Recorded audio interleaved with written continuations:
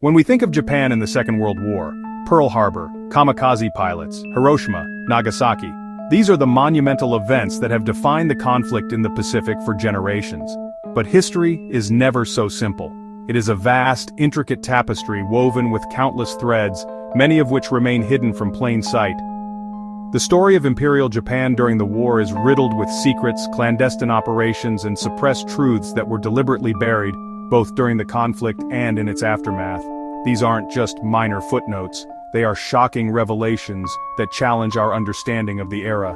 Prepare to venture into the shadows of history, where the truth has been waiting patiently to be discovered. In the final years of the war, as the tide turned decisively against Japan, its military leaders grew desperate for a way to strike back.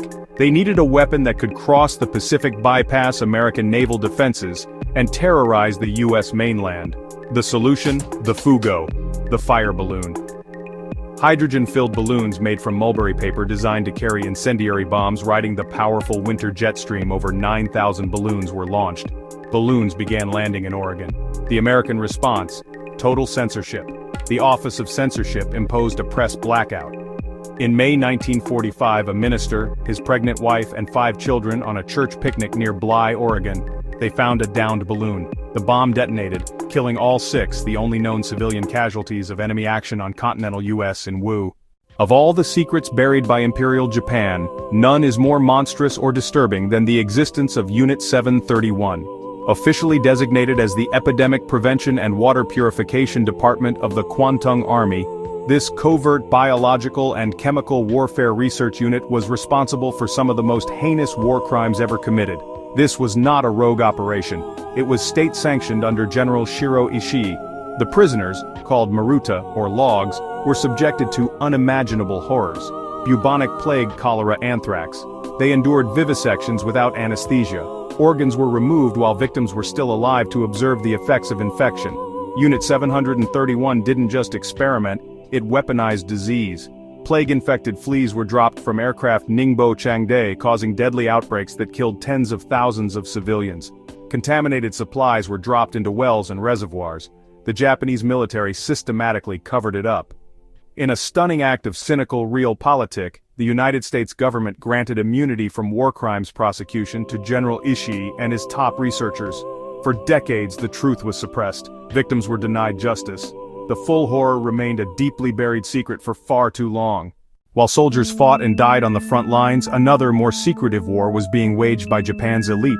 A systematic campaign of plunder across Asia, codenamed Kinan, or Golden Lily. It stripped conquered nations of wealth. Gold bullion, precious gemstones, priceless art, religious artifacts, overseen by the imperial household, including Prince Chichibu. As the Imperial Japanese Army swept through, China, Manila, Singapore, special teams followed, financial experts, intelligence officers, emptying national treasuries, engineers under officers like General Tomoyuki Yamashita were ordered to hide the loot. They reportedly built 175 underground tunnels and caves across the Philippines, burying the plundered wealth deep underground. To keep it secret, many engineers and Filipino laborers were sealed inside and left to die. The legend, Yamashita's Gold. Golden Lily reveals a darker motive, not just territory or glory, but a calculated continental-scale heist orchestrated at the highest levels. While citizens were told to sacrifice for the emperor, the elite secured a fortune built on stolen wealth. As Japan's situation grew more desperate in 1945, its military planners conceived of one of the most audacious and terrifying secret plans of the entire war: Operation Cherry Blossoms at Night. This was not a conventional military attack. It was a plan for a large-scale act of bioterrorism aimed directly at the civilian population of Southern California. The architect of this horrifying plot was General Shiro Ishii, commander of Unit 731. A squadron of I-400 class submarines, the largest and most advanced of their time, each capable of carrying 3 seaplane bombers, would be dispatched across the Pacific. These submarines would surface off the coast of San Diego at night. The seaplanes would then be launched, not with bombs, but with canisters filled with plague-infected fleas. The pilots on a one-way kamikaze mission were instructed to fly over the city and release their deadly cargo, unleashing the Black Death upon an unsuspecting American population. The operation was scheduled for September 22, 1945. In the 1940s, with antibiotics still in their infancy, an outbreak of pneumonic plague in a major city like San Diego would have been catastrophic. Ishii and his planners calculated the resulting pandemic would cause tens of thousands of deaths. Ultimately, Operation Cherry Blossoms at Night was never carried out. Just as the plan was being finalized, Chief of the General Staff, Yoshijiro Umezu, vetoed it. His intervention, followed by Japan's unconditional surrender in August 1945, meant the mission remained just a plan. The world came perilously close to witnessing a form of warfare that could have changed history forever. While Japan's public face was one of fanatical devotion to fighting to the last man, behind the scenes, a powerful and secret struggle was underway between war hawks and a small but influential peace faction. By early 1945, many in Japan's civilian leadership, including senior statesmen and even members of the imperial court, recognized that the war was irretrievably lost. One of the most significant secret maneuvers revolved around Admiral Kantaro Suzuki, who was appointed prime minister in April 1945. While publicly he spoke of a decisive battle on Japan's home soil, privately, he was a key figure in the peace movement. Like Foreign Minister Shigenori Togo and Navy Minister Mitsumasa Yonai, began using neutral countries Sweden, Switzerland as back channels to send out peace feelers to the Allied powers. The primary obstacle for the peace faction was the Allied demand for unconditional surrender.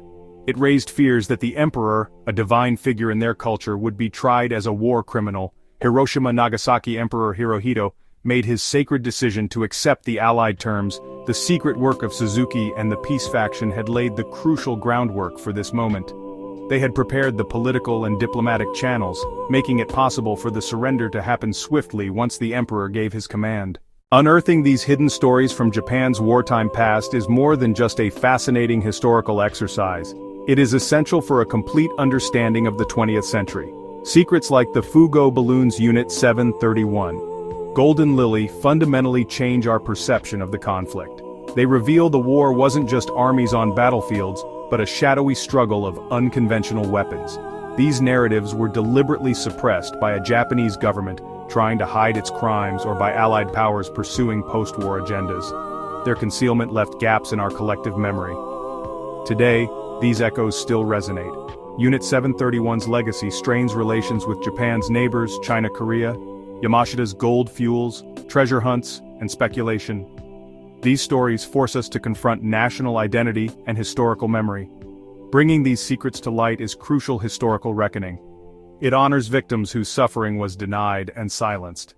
Understanding the bizarre, the brutal, the clandestine helps us better grasp WW2's complexities and arm ourselves to spot warning signs if darkness returns.